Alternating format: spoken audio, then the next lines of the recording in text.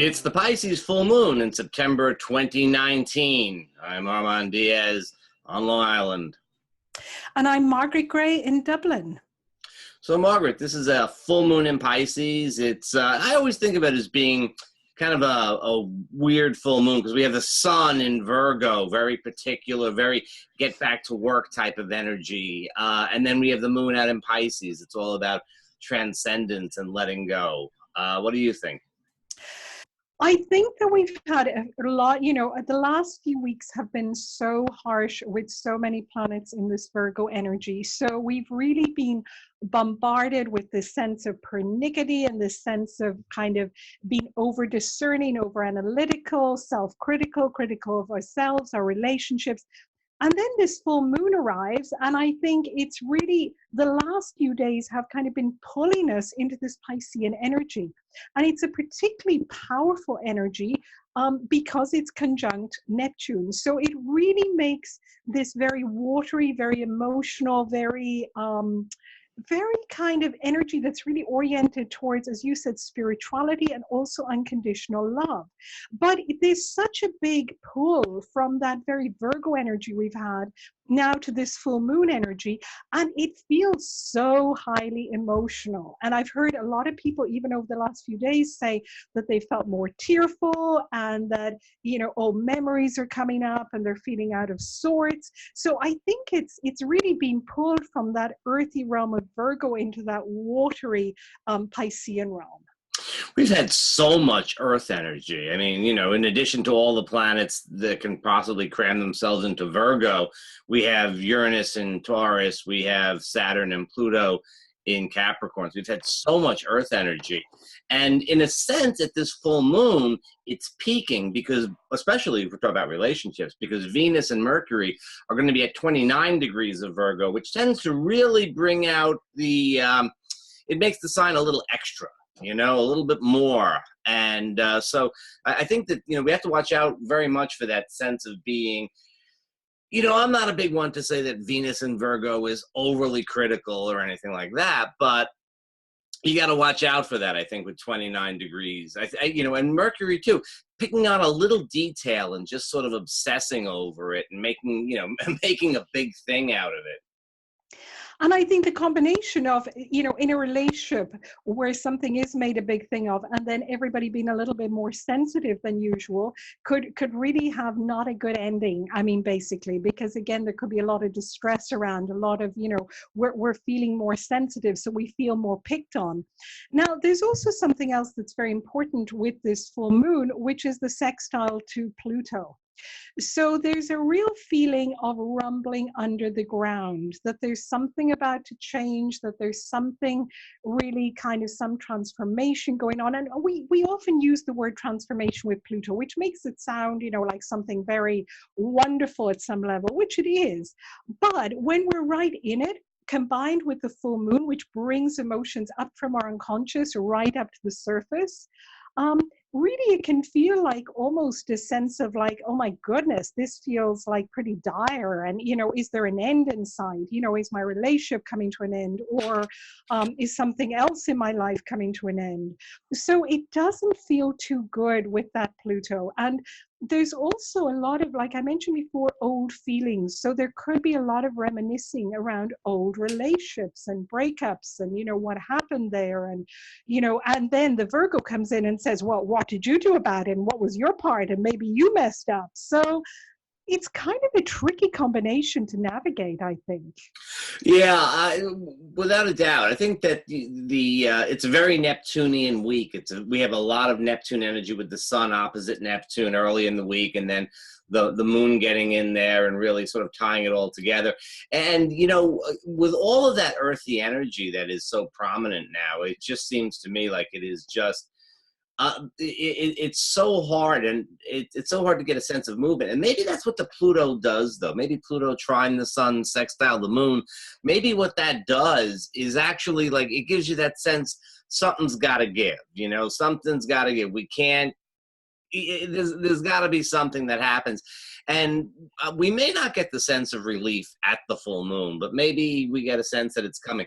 We also have Mars opposite Neptune, and I mean, that aspect is exact within an hour of the full moon. And you know, Mars Neptune, I feel, can go two ways. On the one hand, it's you know, it's action out of bounds. You know, it is, you know, no speed limits type of thing. On the other side of the coin, I think it can be a sort of paralysis of action. It's sort of, you know, the Mars energy is dissipated by Neptune, and it can go either or both ways.